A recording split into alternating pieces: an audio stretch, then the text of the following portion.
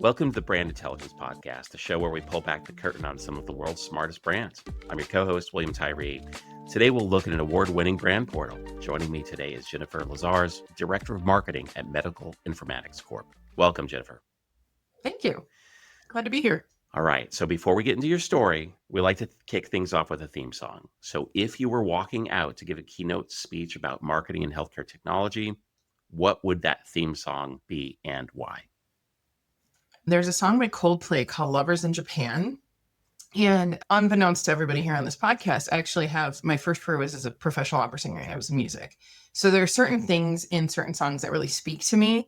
And there's a piano sound at the beginning of this. It's made with what's a version of a tack piano. So basically they put metal bits tacks in a piano to give it a very different tinny sound.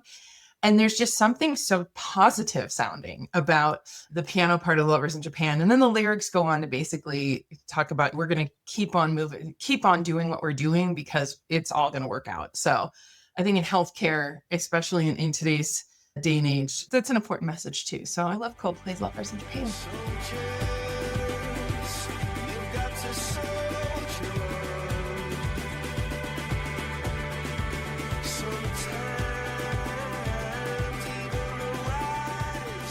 I love Coldplay too. I think it's amazing. And the crazy thing is, remember when that album came out, it felt like a really big song, but now it's considered a deep cut. And it's just more people need to hear it. Anyway, I love it. It's great. I love what it means to you.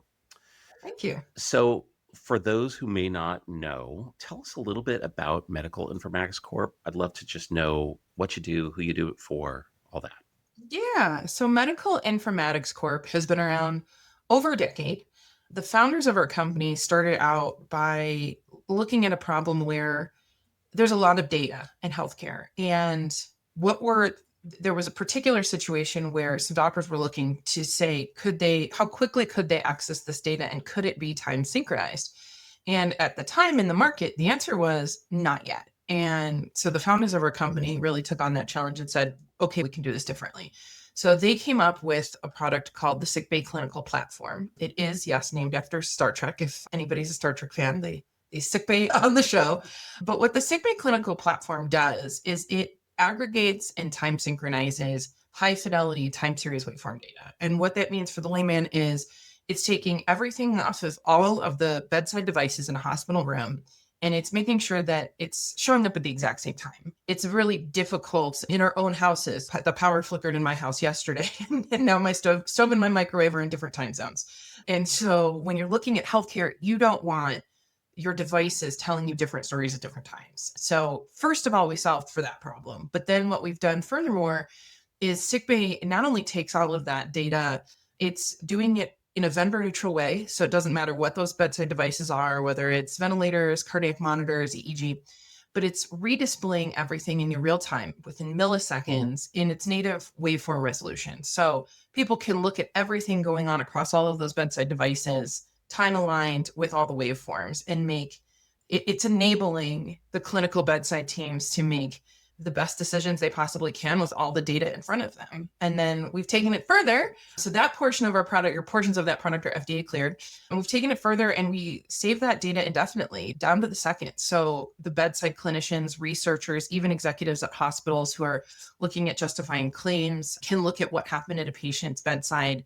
And we time synchronize that as well with what's coming in from the electronic medical record. So it's an exciting technology that is re-envisioning how remote patient monitoring works by saying, how much data can we pull together and make sure that it is actionable? Wow. That is really cool. It must feel great marketing a product that is so impactful.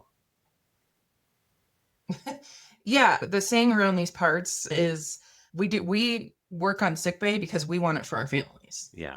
Frankly, I would not expect any other level of care. That I would rather all of the bedside clinicians and everybody else looking at my loved ones had a hold of the information. That's amazing. That's really cool. Awesome. And I love knowing that's the first thing I thought of when I saw the name Sickbay. So I love knowing that's a real thing. Fun fact, I used to work for an agency where George Takei was an investor, but that's a long story. That's fantastic.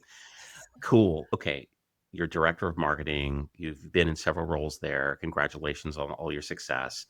Can you tell me a little bit about what role brand plays in the mission of the company.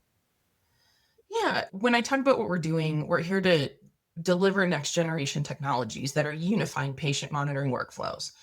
And when we're looking at that, what's important to us is every patient everywhere monitored by people who care, but and empowered, but with actionable data, right? And data is the foundation of what we do. And so as we look at the brand, what's important for me is the clarity and consistency. Here in 2025, if you're in marketing and you're not utilizing data about what you're doing, you're going to fall behind. And so without the emphasis on our brand, we're not going to be adequately able to tell the story of how Sickbay is serving every patient, every employee with actionable data. And we want to make sure with that clarity and consistency that we're going to cut through the noise, because there's a lot going on in the world. There's a lot going on in the advertising and marketing space. And how are we staying absolutely true to what our mission and vision are? Awesome. That's great. So, in your brand news entry, which was fantastic, obviously, you outlined three core problems you need to solve. So, consolidating assets, ensuring stakeholders had the correct versions, and improving permissions and tracking. So, how were those challenges impacting your team, maybe your workflow, the wider organization before the brand portal launched? So I'll start with the people here. We're an amazing team. And what's unique as a marketer working for a medical technology company is you've got everything. You've got salespeople, we've got clinicians, we have a whole bunch of nurses who work here at the company. We've got people who are software engineers. We've got a research division that help enable the clinicians to develop algorithms to turn around and really close the loop on the level of care, right? So you've got all these brilliantly smart people. And what's happened over time as the company has grown is the diverse workforce starts to come up with diverse solutions. And that had turned into siloing efforts. We started to rely very heavily on the tools that were inherent in the Google Suite, but we ran into the very problems that you were outlining, that the version controls, there are approvals in there, but when you're looking at, potentially bringing a third party, permissions for documents, we identified that we were replicating work and it was slowing down our efficiency just to find the things that anybody was working on. I cannot tell you how many conversations that I had with people where we were trying to remember file names. You'd search for something, you'd end up five different versions. And again, it was that really smart people all moving in the same direction, but we weren't moving on the same road.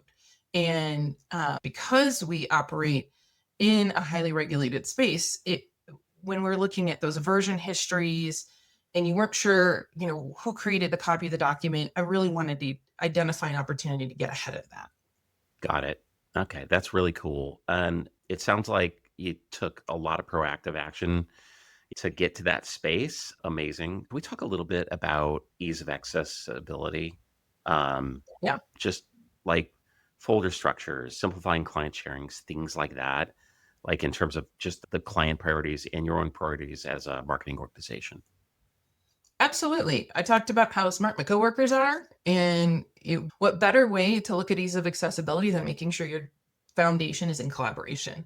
The structural design of everything we were doing within our brand portal was built by a committee. We had a group of people who every step of the way were looking at what is the best way for the folders to go? What are the best identifiers in terms of permissions, and tried to keep that delicate balance between what was needed by each team and also what our clients were going to need. We have I'm going to call it two groups of clients that really relate to each other. One is health systems, but the other is we have really lovely partnerships with some tech giants in the industry that also see the value of Sickbay in the market. And as we continue to tell our brand stories together, we wanted to make sure that they had the tools to be able to tell the story. It's been a lot of fun to use a brand portal in different ways that are informed by those circumstances and the collaboration. That's really cool. And I noticed that when you use the word committee, it actually sounded quite positive. Sometimes when people talk about that in marketing, like a buying committee can be really hard, et cetera. But it sounds like you got the right outcome from that collaboration. Yeah, my approach to marketing in medical tech, I mentioned at the top of this session that I come from an offer background, right? Yeah. And here I am, the director of marketing in medical tech. And so the number one driver of success for me in this department overall is, are we listening? Are we listening to the other people in the room? Are we Right. listening to not just the coworkers, but the clients? How much are we listening and what are we taking away from that information? And so collaboration here at MIC, as we call our company, is a very positive word. That's amazing. I love it. And that's what it takes, honestly.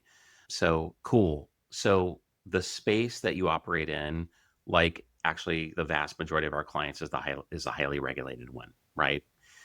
So version control. And by the way, you don't have to be in highly regulated to value brand consistency, right? But still, version control, audit requirements, they're just those issues I think are more magnified for people like us.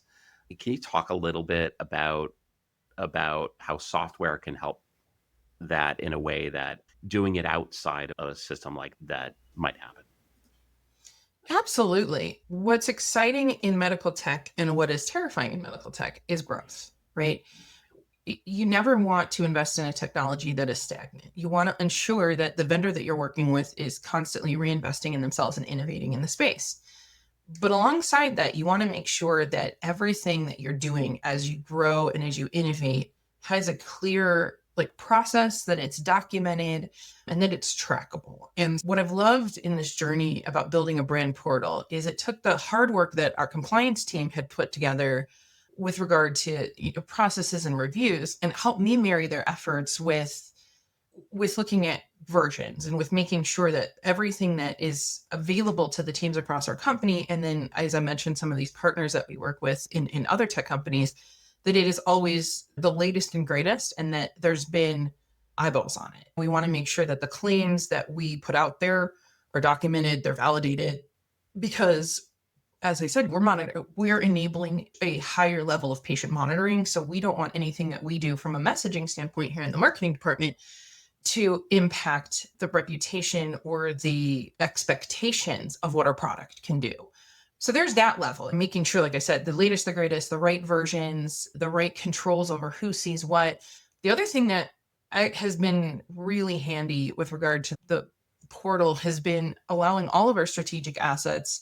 And it's the stuff that's not controversial. Stock photos, product images, company logos, font kits, and sales enablement tools, slides, things like that, to exist in the exact same space. Because as I mentioned before, when you have everything from researchers with PhDs to sales folks, you want to make sure that everybody has the access to the right information. And so there's been one of my favorite stories was somebody, in fact, from the research team going, "Oh, I love that this exists because I didn't have to try to track down something. He just went in there, searched for what he was looking for, found it immediately, and moved on with his day and didn't feel like he needed to interrupt anybody's workflows, where he was at the right thing. It was just there and it was available." So That's amazing. Do you feel like you're playing like director of marketing and not being the brand police as much? oh, big time. It took a while, Yeah. definitely. What's exciting now, though, is having an asset that consolidates, and we can consolidate all of the assets, but that we can rely on from that permissions, the controls, all those things. It takes that guesswork out so that my focus has been on, are we getting the right message to the right people?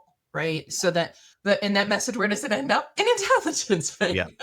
It's about the message to the right people now, and looking at the high level stuff of what a marketer is supposed to do, instead of going, can you use the high resolution version of this? Yeah, absolutely. We all die a little bit inside when we get that 3,000th request for the right logo, or you have to reach out to somebody and saying, that's actually the wrong asset that's live right now. Well, that's good. So it sounds like the reaction from colleagues and leadership has been pretty positive. Yeah. Yeah, it was positive to begin with. And every deployment of a product is going to have its bumps in the road, but Mm.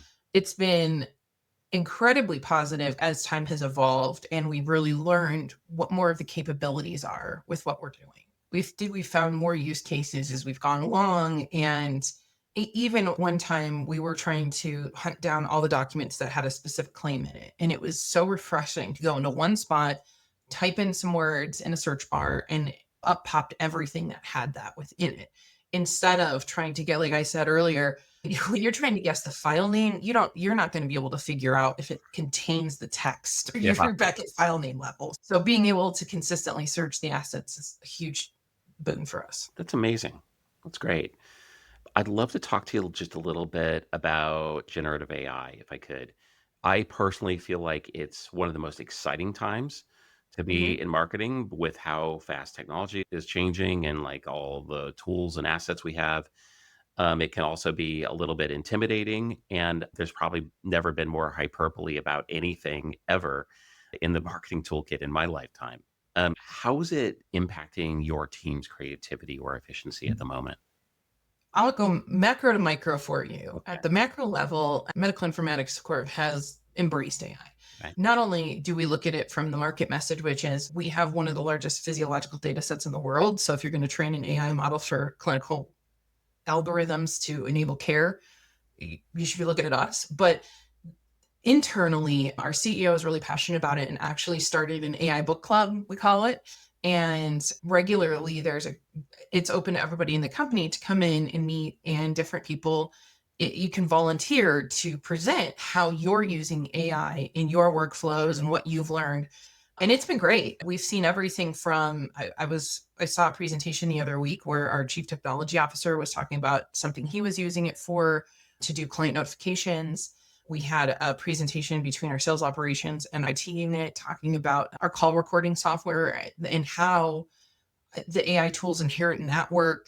I've presented myself, and I'm an avid user as well, about how I've used AI. And I'm weird on that. I love testing it. So I regularly use Gemini and ChatGPT side by side. Great. But I use it as a companion. It's not deriving my voice. It's not driving the content itself. Mhm. What I do a lot is research with it, or I'll write something and put it in there and go, okay, here is a document that outlines our brand tone, our brand objectives. Am I hitting the mark? And it'll rewrite things for me, offer suggestions. So it's a really handy tool. There's a lot of growth that's happening, and I'm grateful that we have this methodology really internally to explore all the different ways we can use it in the workplace. And on top of the fact that we really think you should be training your AI in healthcare on our data. Yeah, absolutely, absolutely. Well, listen, as a company that named like a product after Star Trek, it really is fitting that that AI is being embedded in the culture. And Even like we're conducting this over video chat, saw it first on Star Trek. Cool, very cool. I love it. So this has been amazing. Is there anything that you'd like to talk about or plug for yourself or for Medical Informatics Corp before we wrap?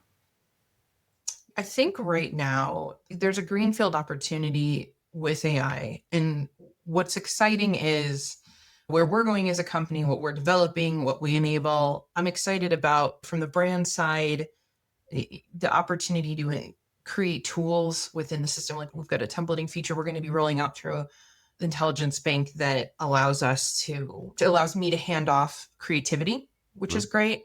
But I think that's the one takeaway I have. I'm rambling and I love to ramble, but I would say I really encourage people to lean forward with empathy and positivity as they're trying to solve for challenges. It's hard right now for healthcare, lack of funding everywhere. There's a lot of instability. It's hard to be in technology because, as when we just talked about AI, everything is evolving so quickly. And when we go back to what we talk about with our mission, every patient everywhere, it really is about making sure we're leading with the positivity and empathy here at the end. Yeah, I think that's a great message for everybody, especially marketers, but for everybody. Thank you so much for the time. I've loved this. Thank you so much. Thank you. So that's it for today's episode. We hope you enjoyed it. Thanks for tuning in to the Brand Intelligence Podcast. Please help us out by rating and reviewing us on Apple Podcasts. To listen to more episodes and to learn more about Intelligence Bank, visit us at intelligencebank.com.